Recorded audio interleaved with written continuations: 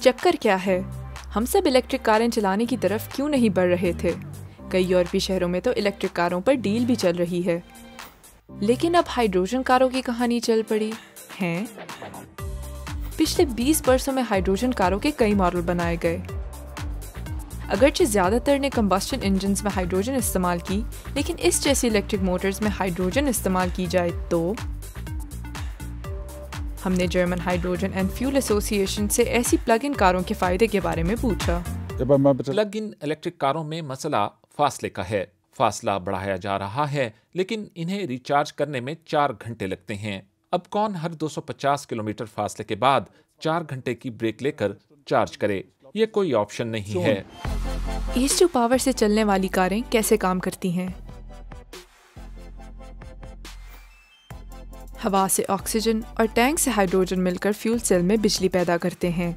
इस बिजली से कार का इलेक्ट्रिक इंजन चलता है। तो फिर टेल पाइप से क्या निकलता है?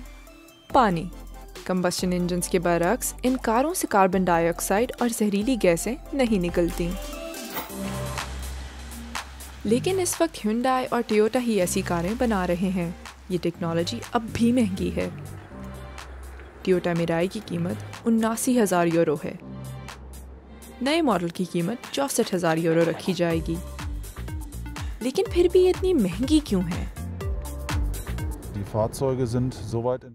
ये टेक्नोलॉजी काफी तरक्की कर चुकी है और अगर सनती प्रोडक्शन की जाए तो कीमत आम कारों के बराबर आ सकती है। लेकिन इस वक्त डिमांड कम है और हुकूमतें भी इसके फरोग के लिए ज्यादा कोशिश नहीं कर रही।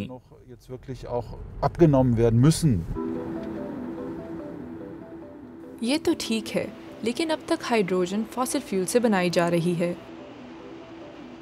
फ्राउनहोफर इंस्टीट्यूट के रिसर्चर्स ने हिसाब लगाया कि अगर जर्मनी हाइड्रोजन टेक्नोलॉजी इस्तेमाल करता है तो कितनी H2 चाहिए होगी, और ये बहुत ज़्यादा है। जर्मनी में 2018 के दौरान 560 टेरावाट आवर्स कुल बिजली इस्तेमाल की गई। अगर 2050 में भी इतनी बिजली इस्तेमाल की गई तो भी फ्यूल सेल और सिंथेटिक फ्यूल बनाने के लिए इससे 2 गुना ज़्यादा बिजली चाहिए होगी।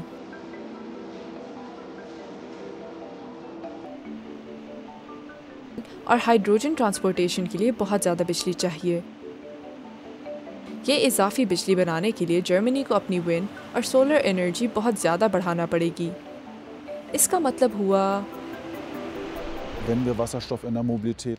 अगर हम गाड़ियों के लिए हाइड्रोजन इस्तेमाल करें या करना चाहें तो हाइड्रोजन सिर्फ काबिल तजदीद तवानाई से बनाई जा सकती है।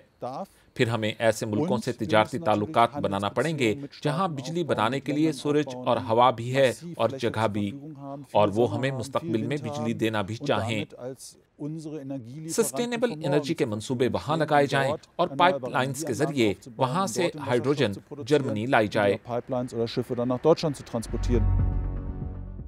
तो मतलब ये हुआ कि हाइड्रोजन के लिए हमें काबिल तजदीद तवानाई बहुत ज़्यादा बढ़ाना पड़ेगी। सिर्फ हाइड्रोजन की ही नहीं, बल्कि फिलिंग स्टेशंस और इंफ्रास्ट्रक्चर की भी कमी है। बर्लिन में सिर्फ 5 हाइड्रोजन फिलिंग स्टेशंस हैं और पूरे जर्मनी में कुल 90। फिलिंग सिर्फ 3 मिनट में होती है और इसके बाद कार 500 किलोमीटर तक सफ़र कर सकती है। 100 किलोमीटर गाड़ी चलाने के लिए खर्चा डीजल इंजन के बराबर आता है, तो कस्टमर्स के लिए ये बहुत ज्यादा नहीं है।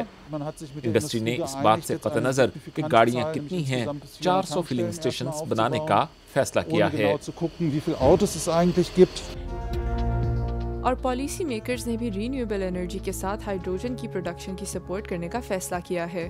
दिसंबर में जर्मन हुकूमत ने चिली के साथ नया पायलट प्रोजेक्ट शुरू किया है, जहां सीमेंस हाइड्रोजन इस्तेमाल करके सिंथेटिक फ्यूल्स बनाएगी। माहिरीन का ख्याल है कि फ्यूल सेल की हाइड्रोजन टेक्नोलॉजी को भी अब संजीदा लिया जा रहा है। 10 बरस पहले तक ये किसी इंजीनियर के ख्वाब की मानिंद था। ये निहायत दिलचस्प और ज़हीन टेक्नोलॉजी है और अब हमारे सामने लाजमी माहौलियाती अहदाफ भी हैं। ग्रीन डील ने हमें ज़्यादा जुर्रतमंदाना हदफ दिए हैं। हम जानते हैं कि रिवायती कंबस्टन इंजन से हम ये अहदाफ हासिल नहीं कर सकेंगे। दूसरी जानिब हाइड्रोजन और उसे बनने वाली सिंथेटिक फ्यूल की आलमी मार्केट भी बढ़ रही है। फ्राउनहोफर इंस्टीट्यूट के साइंसदानों के मुताबिक सन 2030 तक इस टेक्नोलॉजी की मालियत 102 बिलियन यूरो होगी, जो सन 2050 तक बढ़कर 680 बिलियन यूरोस तक पहुंच जाएगी। यूं हाइड्रोजन टेक्नोलॉजी का मुस्तकबिल रोशन दिखाई दे रहा है और अगले 10 बरसों में ऐसी बहुत सी कारें जर्मनी की सड़कों पर दिखाई देंगी।